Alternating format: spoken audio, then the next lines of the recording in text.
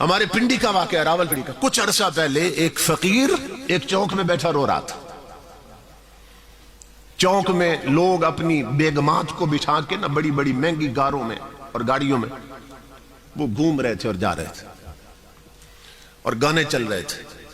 کاروں میں یہی تو چلتا ہے، گانے چلتے ہیں، بسوں میں، سزوکیوں میں، ٹرکوں میں گانے چلے تھے۔ تو وہ نا دیکھ دیکھ کے روتا تھا لوگوں کو۔ کاروں میں، بڑی بڑی مہنگی گاڑیوں میں امیر لوگوں نے اپنی بہو بیٹیوں کو میک اپ کروا کے نا ننگے سر بچھا رکھا تھا، سرخی پاؤڈر لگا کے بازار میں وہ ننگے سر پھر رہی تھی۔ وہ فقیر سب کو دیکھ کے روتا تھا۔ تو ایک بندہ قریب گیا، اس نے کہا فقیر صاحب دنیا میں اتنی رونق ہے، دنیا ہنس رہی، آپ رو کیوں رہے ہیں؟ وہ اللہ کے بندے کیوں رو رہا ہے؟ اتنی رنگینی ہے دنیا میں۔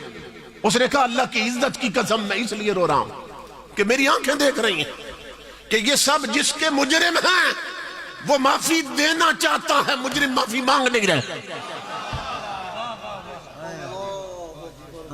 میری آنکھیں دیکھ رہی ہیں، وہ انتظار میں اس کی رحمت منتظر ہیں کہ لوگ جھک جائیں میں معاف کر دوں،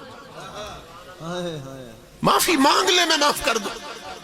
فقیر کہنے لگا رونا اس لیے آ رہا ہے جس کے مجرم ہے وہ معافی دینا چاہتا ہے اور مجرم معافی مانگ نہیں رہے۔ مسجد میں اذان ہو رہی ہے، نہ کسی کو قبر یاد، نہ نماز یاد، نہ قیامت یاد، اور پارک بھرے ہیں اور شاپنگ مال بھرے ہیں، اور اپنی بہو بیٹیوں اور جوان بیٹیوں کو بنا سنوار کر پارکوں میں پھر رہے ہیں، بے پردہ پھر رہے ہیں۔ وہ معافی دینا چاہتا ہے، مجرم معافی مانگ نہیں رہے۔ اللہ کا کرنا ایسا ہوا، اسی فقیر کو اگلے دن اسی بندے نے پنڈی کے ایک بہت بڑے قبرستان، قبروں کے درمیان بیٹھا روتا تھا، قبریں دیکھ دیکھ کے رو رہا تھا۔ اس نے کہا فقیر صاحب آپ عجیب آدمی ہیں، آپ وادی میں بھی روتے اور ویرانے میں بھی روتے ہیں، تو بازار میں بھی روتے اور قبرستان میں بھی، وہ اللہ کے بندے آپ یہاں کیوں رو رہے ہیں؟ یہ سننا میری ماں بہنوں بیٹی اور جوانوں اور بزرگوں۔ وہ فقیر کہنے لگا اللہ کی عزت کی قسم اب اس لیے رو رہا ہوں کہ میری آنکھیں دیکھ رہی ہیں کہ دنیا معافی مانگ رہی ہے، وہ معافی دے نہیں رہا ہے۔ اب قبریں آگ سے بھری ہیں، اب جسموں کے ساتھ سانپ لپٹے ہیں، اب بچھو ڈانگ مار رہے ہیں، اب دودیاں چیخ رہی ہے مولا معاف کر دے، آواز آ رہی ہے معافی کا وقت گزر چکا۔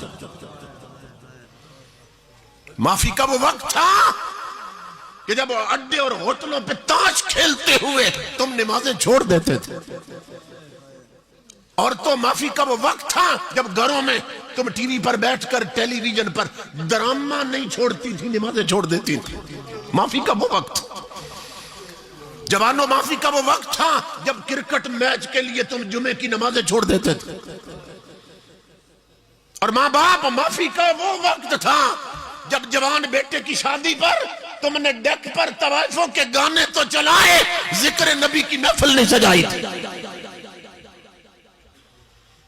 اور تو معافی کا وہ وقت تھا جب تم سرخی پاؤڈر لگا کر بن سمر کر میک اپ کر کے بے پردہ بازاروں میں پھرتی تھی۔ معافی کا تو وہ وقت۔ اب پچھتاوے کیا ہوت جب چڑیاں چگ گئیں کھیت۔